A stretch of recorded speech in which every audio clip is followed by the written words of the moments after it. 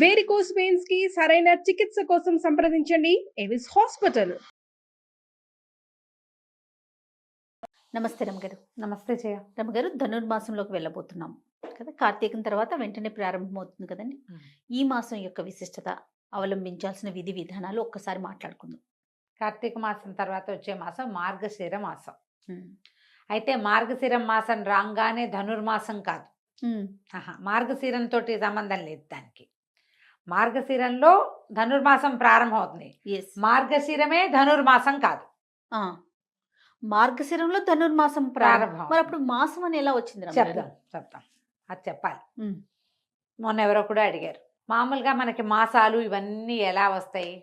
చాంద్రమానం ప్రకారం, అంటే చంద్రుని యొక్క కదలికలతోటి మనం హళలు పెరుగుడు తగ్గుడుతోటి తిథులతోటి తయారవుతుంది కదా. అవును. ఇప్పుడు మనకి పాడ్యమితోటి నెల మొదలవుతుంది. అమావాస్య వెళ్ళగానే స్టార్ట్. పౌర్ణమి దాకా 15 రోజులు, పౌర్ణమి నుంచి మళ్ళీ 15 రోజులు అమావాస్య. అమావాస్య వెళ్ళంగానే మళ్ళీ నెలపడుపు తప్పకుండా చంద్రుడు.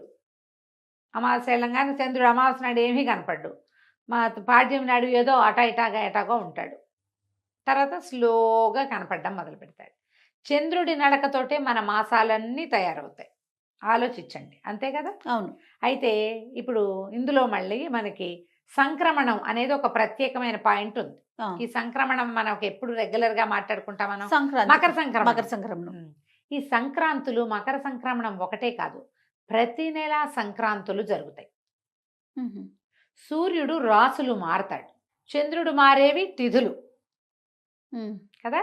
సూర్యుడు ఒక్కొక్క నెల రోజులు ఒక్కొక్క రాశిలో ఉంటాడు. 12 రాశుల్లోకి మారతాడు సూర్యుడు. ఈ మన కార్తీకం ప్రారంభంలో తులా సంక్రమణం, వృశ్చిక సంక్రమణం జరుగుతాయి. ఇదేంటంటే సంక్రమణాల్లో కూడా మనకి పెద్దవాళ్ళకి తర్పణాలు పిలిచేవాళ్ళు, వాళ్ళు సంక్రమణ కాలంలో కూడా తప్పకుండా చేయాలి. సంక్రమణ అన్నప్పుడు కూడా ఉపవాసం ఉండాలి. మనం క్యాలెండర్ ఫాలో అవ్వడాలి, పంచాంగం ఫాలో అవ్వడాలి మానేసింది ప్రజ అంతా. అవునండి. ప్రత్యేకంగా కొన్ని మనమే టీవీలలో మనలాంటి వాళ్ళు యూట్యూబుల్లో పడి ఏవో చెప్తే కొన్నిటిని పట్టుకుని అవే పిచ్చికింద అయిపోతుంది తప్పిస్తే అసలు ముఖ్యమైన వ్యవహారాన్ని మనం చూడటల్లా. సూర్యుడు సంక్రమణం చెందినప్పుడు సంక్రమణపు రోజు మనకి క్యాలెండర్లో కనపడుతుంది క్లియర్గా, ఫలానా రోజు సంక్రమణము అని. ఆనాడు పెద్దవాళ్ళకి ఇవ్వాలి తర్పణాలు, అక్కడి నుంచి బ్రాహ్మడికి దానం ఇవ్వాలని ఒక నియమం ఉంటుంది. సంక్రమణంలో నదీ స్నానం విశేషం, సంక్రమణంలో గోపూజ విశేషం, సంక్రమణంలో గోదానం విశేషం.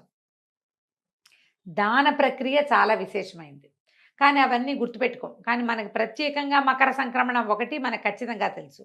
ఏం చేతంటే సంక్రమణం, మకర సంక్రమణం తర్వాత కాలం మారి ఉత్తరాయణ పుణ్యకాలం ప్రారంభమవుతుంది. ఓకే.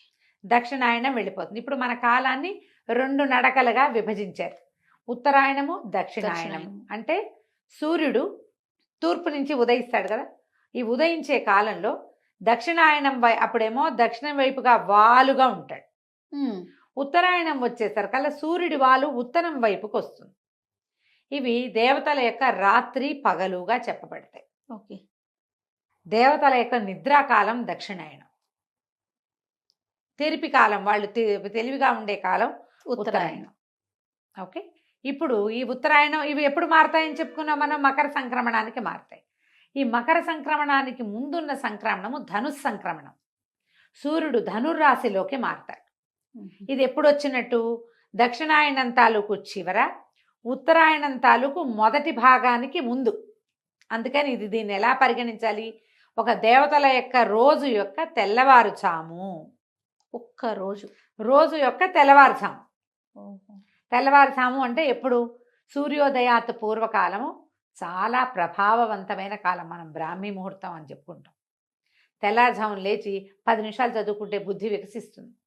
తెల్లవారుజామున స్నానం చేయటం, తెల్లవారే లేవటం, ఇది ఆ తెల్లవారిగా పరిగణించాలి మనం ధనుర్మాసాన్ని. ఇప్పుడు సూర్యుడు ధనుర్రాశిలోకి మారతాడు. ఓకే.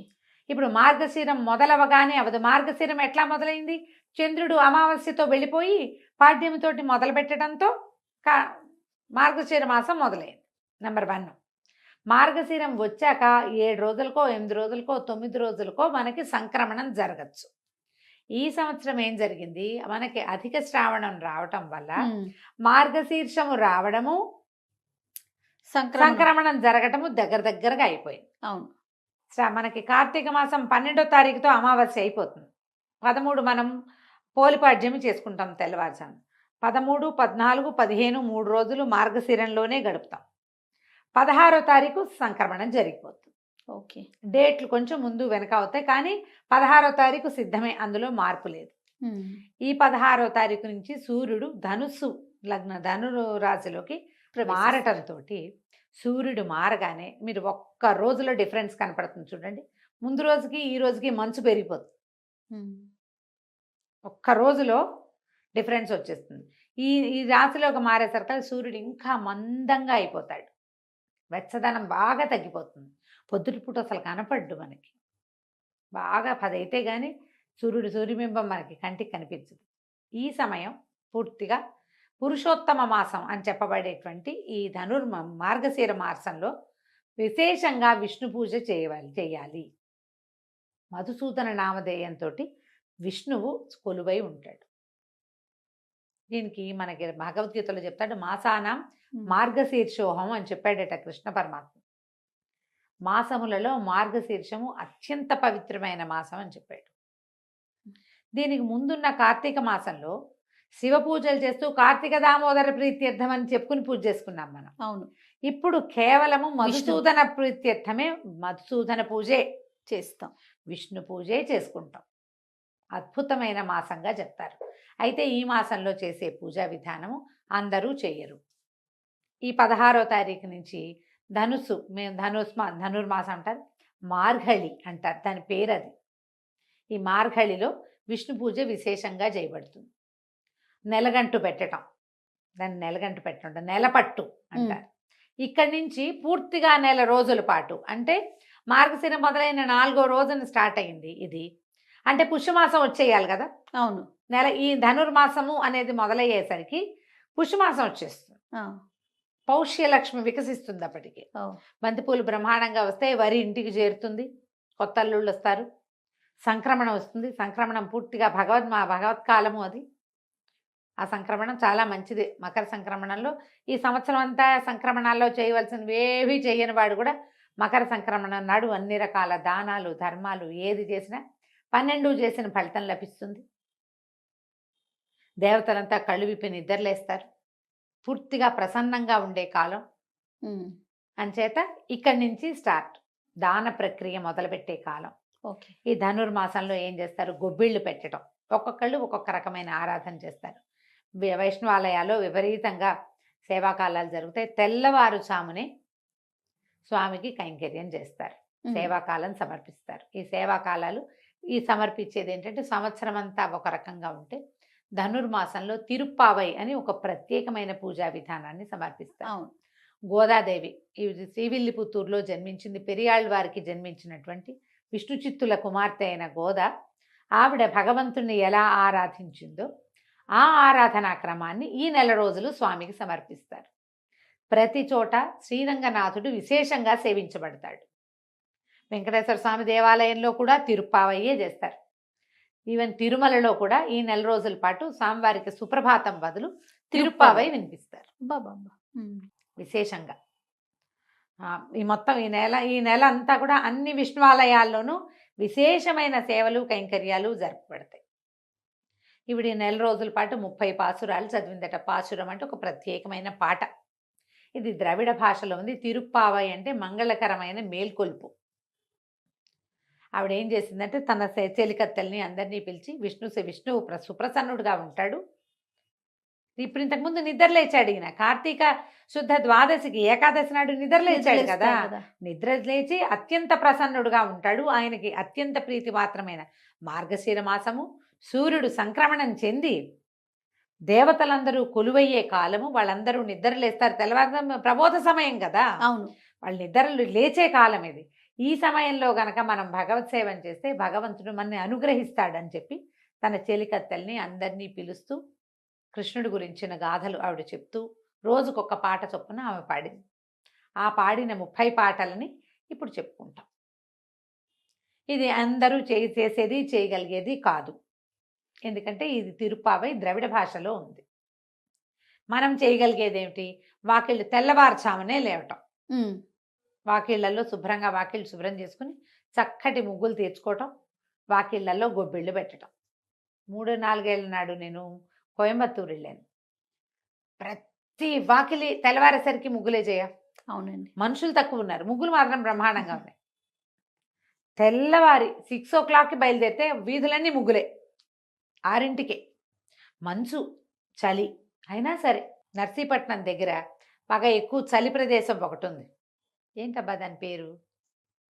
నర్సీపట్నం దగ్గర చింతపల్లి వాటి దగ్గర హైయెస్ట్ అదే లోయెస్ట్ టెంపరేచర్ 1 వస్తుంది అక్కడ.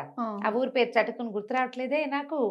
చాలా ఇంట్రెస్టింగ్గా ఆ చలి ఏమిటో చూద్దామని వెళ్ళాం మేము. లంబసింగి వెళ్ళాం ఒక సంవత్సరం డిసెంబర్లో. చలి అదేమిటో చూడాలని. ఒక్కొక్కటి ఉంటుంది కదా. ఆ లంబసింగిలో కూడా తెల్లవారు 5ంటికి ముగ్గులు. ఓ చలి చచ్చిపోతున్నాం. 1 ఉంది మేము వెళ్ళిన రోజు. 0 వస్తుంది చూద్దాం అనుకున్నాం. అంతకు ముందు రోజు వచ్చిందట, మేము వెళ్ళిన రోజు 1 ఉంది. అక్కడ కూడా ముగ్గులు ఉన్నాయి. మనం చేసే సేవ ఏంటంటే ఈ పుణ్యకాలంలో, ఈ ధనుర్మాస కాలంలో అందరూ వాకిట్లో ముగ్గేసుకుంటే విష్ణు సేవ చేసినట్టే. అది ఓకే, గొబ్బిళ్ళు పెట్టుకోవటం. గొబ్బిళ్ళు పెడతారు కదా కొన్ని అవును. ప్రాంతాల్లో. పల్లెటూళ్ళలో కుదురుతుంది, సిటీలలో కుదరదు. ఎవరికి కుదురుతుందో వాళ్ళు పెట్టండి, ముగ్గేసుకోండి. కనీసం పొద్దునే లేవాలి దానికోసం. ఖచ్చితంగా. పాకెట్లో ముగ్గులు వేసుకోవటం. అది కూడా ముగ్గులు వేస్తాం, పీట ముగ్గులు వేస్తాం. అదే గళ్ళ ముగ్గులు, పీటల ముగ్గులు పెద్దది వేయటం, గుమ్మడి పువ్వులతో అలంకారం చేయటం, గొబ్బిళ్ళు పెట్టటము, గొబ్బి తట్టటము. ప్రత్యేకంగా గొబ్బిళ్ళు పెట్టావా చిన్నప్పుడు చేయాలి? పెట్టాను గారు. ఓకే, మేము చాలా ఏళ్ళు పెట్టాం. ఓకే, చిట్టుగూడూరులో ఉన్నంత కాలం ప్రతి సంవత్సరం పెట్టేవాళ్ళం గొబ్బిళ్ళు. మాకు మంచి గొబ్బిళ్ళు సరదా. మా గొడ్లు బాగా ఉన్నాయి, ఆవులు బ్రహ్మాండమైన ఆవులు ఉన్నాయి. సో మంచి అవకాశం లభించేది. తర్వాత కూడా ఇప్పటికి కూడా మా వాళ్ళు పెడతారు. అయితే ఈ గొబ్బిళ్ళు పెట్టుకోవటం, తర్వాత దేవాలయ దర్శనము మంచిది. ఇందులో ఈ 30 రోజుల ధనుర్మాసంలో 10 రోజులైనా ఈ సేవాకాలాన్ని చూడడం, 8 రోజులైనా, 6 రోజులైనా, 2 రోజులైనా, కనీసం 1 రోజైనా విష్ణువాలయ దర్శనం మంచిది. ఓకే, ఎలా అవకాశం ఉంటే అట్లా. ఇప్పుడు తిరుపావై చెప్పడం, నాకైతే తిరుపావై రాదు. ప్రతి సంవత్సరం నేను అడుగుతూ ఉంటాను, మీరు ఇదే చెప్తున్నారు. నేను నేర్చుకోలేదు. ఈ సంవత్సరం నేర్చుకుందామని ట్రై చేశాను జయ. నిజంగా సుమన్ టీవీ కోసమే. అవకాశం లభించల. అదే కొద్దిగా శ్రద్ధారాహిత్యం కూడా. ఎండాకాలం అవకాశం లభించినప్పుడు శ్రద్ధ లేదు, శ్రావణ మాసం వచ్చేసరికి అవకాశం తప్పిపోయింది. ఎవరి దగ్గరైనా కుదురుగా నేర్చుకుని వచ్చే సంవత్సరం ఏమైనా చెప్పగలనేమో ట్రై చేస్తా. ఓకే, సరే, అవకాశం ఉన్న వాళ్ళు మీకు రాకపోతే అది చదవాల్సిందేనని పెట్టుకోవద్దమ్మా. అలాంటిది ఏమీ లేదు. మనం ఏం చేయొచ్చు అంటే, ఇప్పుడు ఇది ధనుర్మాసం మంచిదని మనకు తెలుసు, ముగ్గులు వేసుకుంటాం మనం. మనకు తిరుపావై రాదు, లేదు పూజ, అసలు మనం వైష్ణవులం కాదు, ఏం పర్వాలే. కానీ విష్ణువే జగన్నియామకుడు, ఈ ప్రపంచాన్ని నడిపించేవాడు ఆయనే. ఆ కాలమే చేయక్కర్లా, ఏదో ఒక చేతకొచ్చిన సేవాకాలం చేసుకోవచ్చు మనం. ప్రతిరోజు కృష్ణగాథలు వినొచ్చు, చదవచ్చు. విష్ణు సంబంధమైనది ఏ స్తోత్రమైనా చదువుకోవచ్చు. కృష్ణాష్టకం చదవచ్చు, అచ్యుతాష్టకం, నారాయణాష్టకం, గోవిందాష్టకం, మధురాష్టకం, జగన్నాథాష్టకం, ఏదైనా చదువుకోండి. విష్ణు సహస్రనామం చదవండి, అన్నిటికంటే అద్భుతమైంది. చిన్నదో పెద్దదో, కృష్ణాష్టకం మరీ బుజ్జిది, అన్నిటికంటే చిన్నది. నాకు మీతో విష్ణు సహస్రనామాలు చెప్పించాలని ఎప్పటి నుంచి అడుగుతున్నాను రమ్మగారు. తిరుపావై తప్పించేసుకున్నారు. సరే, ఓకే, అది ద్రవిడ భాషలో ఉంటుంది, నిజంగానే కష్టసాధ్యం. కానీ విష్ణు సహస్రనామాలైనా పెట్టుకుందాం రమ్మగారు. ఒక 2 లైన్లు, లేకపోతే 4 పెట్టుకుని దాని అర్థం చూద్దాంలే జయ, చెప్తా. భగవంతుడు దానికే అవకాశం ఎప్పుడో ఇస్తాడంటారా? ఏమో చూద్దాం. ఇన్నిటికి ఇచ్చాడు, దానికి ఇస్తాడేమో. మీ అవకాశాలను బట్టి ఎక్కడ మన దగ్గర వేణుగోపాల స్వామి గుడి, రామాలయము, తర్వాత వెంకటేశ్వర స్వామి గుడి, నరసింహస్వామి గుడి, ఏ దేవాలయానికి వెళ్ళినా సేవాకాలం జరుగుతుంది. తప్పకుండా స్వామిని దర్శించండి, ఆండాళ్ళని దర్శించండి. ఆమె మానవ స్వరూపంలో జన్మించింది. భగవంతుణ్ణి చేరటానికి ఎలాంటి ప్రీతిపాత్రమైన పని చేసినా భగవంతుడికి ప్రీతి దేనికి చెందుతాడు? శ్రద్ధాభక్తి ఉంటే చాలని చెప్పింది. అవి 2 ఉంటే చాలని ప్రపంచానికి చాటి చెప్పిన తల్లి. ఈ 30 రోజులు ఆమెను పూజిస్తారు ప్రత్యేకంగా. ఆమెను చూసి ఒకసారి దండం పెట్టుకుని ఒకసారి దేవాలయ దర్శనం చేసుకున్నా కూడా చాలా మంచిది.